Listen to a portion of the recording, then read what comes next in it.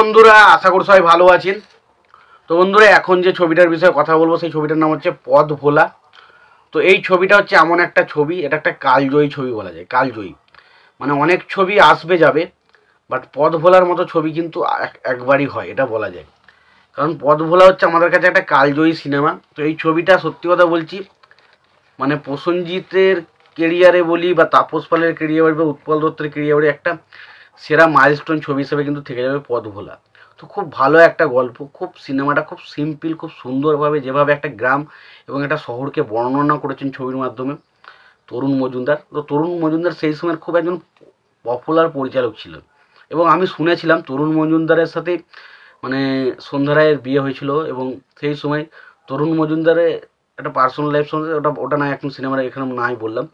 But Tarun Majumdar শুনেছি সেই সময় যত সিনেমা বেরোতো সব সিনেমাতেই নাকি সন্ধ্যা রায়কে নিতেন, এবং সন্ধ্যা রায়ের পপুলার হওয়ার পেছনে কিন্তু তরুণ মজুমদারের নাকি বিশাল গুরুত্বপূর্ণ ভূমিকা ছিল। তো ছবিটা বেরিয়েছিল 1986 সালে, মনে বুঝতে পেরেছেন অনেক পুরনো সিনেমা, তখন আমি জন্ম নিইনি।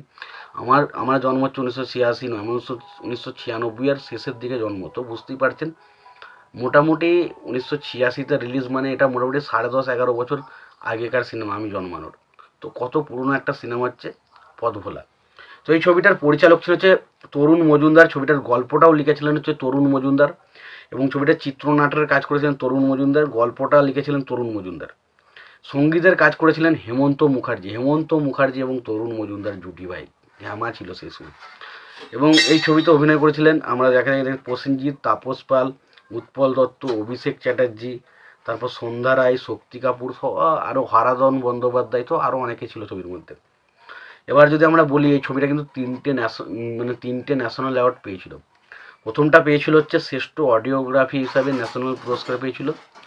দ্বিতীয় যেটা পেয়েছিল সেটা হচ্ছে সেরা সঙ্গীত পরিচালক হিসাবে পেয়েছিলেন হেমন্ত মুখার্জি, এবং সেরা মহিলা সিঙ্গার হিসাবে পেয়েছিল কিন্তু অবশ্যই সুজাতা সরকার কিন্তু পেয়েছিল। এবার যদি সিনেমাটার গল্পটার বিষয় আছে, গল্পটা কেমন? দেখুন, গল্পটা হচ্ছে এরকম একটা গ্রামের একটা শহরের মানুষজন, তাদের কাছে এনজয় ভালোবাসা বলতে ঘুরে বেড়ানো, আড্ডা মারা, তারা অ্যাকচুয়ালি মানে তাদের যে জীবন সম্পর্কে তারা মানে অ্যাকচুয়ালি তাদের কোনো ধারণা নেই, এবং তারা একটা গ্রামে আসে এবং সেই গ্রামে এসে তারা উৎপল দত্তের বাড়িতে আশ্রয় নেয়, এবং আশ্রয় নেওয়ার পর তারা এটাও জানতো না যে কীভাবে ধান হয় এবং ধান থেকে কিভাবে চাল হয়, এই জিনিসগুলো সম্পর্কে তাদের মধ্যে কোনো রকম কোনো ধারণা ছিল না। এবং সেটা যেভাবে দেখানো হয়েছে না ছবির মধ্যে, গ্রামটাকে যেভাবে ফুটিয়ে তোলা হয়েছে, এবং পাশাপাশি ওই যে একটা গ্রামের মানুষের জীবন কেমন হয়, কতটা কঠিন একটা গ্রামের মানুষের জীবন, কিভাবে একটা গ্রামের মানুষজন তারা দিনরাত সকাল থেকে রাত অবধি পরিশ্রম করে, এবং তার পেছনে কী কী কারণ রয়েছে, সেই জিনিসগুলো যেভাবে ছবির মধ্যে ফুটিয়ে তোলা হয়েছে। এবং এই যে শহরের মানুষগুলো অর্থাৎ প্রসেনজিৎ বা তাপস পাল, এদের ক্যারেক্টারগুলো শহর থেকে আসার পর তারা কিভাবে নিজেদের মধ্যে পরিবর্তন খুঁজে পায়, সেই সমস্ত জিনিস নিয়ে হচ্ছে সিনেমা, যেটা আমরা নাম হচ্ছে পথ ভোলা।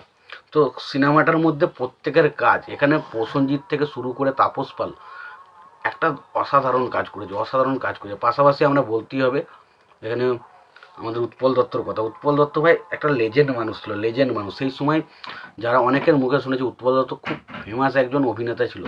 তো উৎপল দত্ত আমি যে কটা ছবি দেখেছি ভাই, ক্যারেক্টারের কথা ভাই, যেভাবে তার অভিনয় এক্সপ্রেশন, তার কথা বলার ধরন, এবং যেভাবে সত্যি সেরা অভিনেতা, মানে এখনকার যুগে এই সমস্ত অভিনেতাগুলো পাওয়া যায় না। তো অনেকে বলে যে এখন বাংলা ছবি ভালো হয় না, তবে আমি একটা কথা বলতে চাই, আগে যেমন ছবি ভালো হতো, গল্প ভালো ছিল, সব ছিল, অভিনেতারাও কিন্তু খুব ভালো মন দিয়ে অভিনয় করতো। এখনকার অভিনয়গুলো খুব কয়েকটা অভিনেতাকে ছাড়া বাদ দিলে, আর আর্ট ফিল্মে যারা করে তাদের বাদ দিলে, কমার্শিয়ালে ভালো অভিনয় করার মতো মানে একটাও কিন্তু এখন এই মুহূর্তে বাংলাতে খুব একটা বেশি পাওয়া যায় না। তো আমার মনে হয় যে একটা টাইম সব দিকেই কিন্তু বাংলা সেরা ছিল, এবং এই পথ ভোলা অবশ্যই একটা অসাধারণ দৃষ্টান্ত, তার অন্যতম দৃষ্টান্ত। যদি ছবিটা না দেখে থাকেন অবশ্যই বলবো একবার দেখবেন, আর যদি দেখে থাকেন আপনাদের কেমন লেগেছে জানাতে ভুলবেন না। ভিডিওটি ভালো লেগে থাকলে লাইক কমেন্ট শেয়ার করে দেবেন। চ্যানেলটা নতুন হয়ে থাকলে অবশ্যই আপনারা চ্যানেলটা সাবস্ক্রাইব করে নিয়ে পাশে বেল আইকনটা অবশ্যই প্রেস করে দেবেন। ভালো থাকবেন, সুস্থ থাকবেন, দেখা হচ্ছে পরে ভিডিওতে।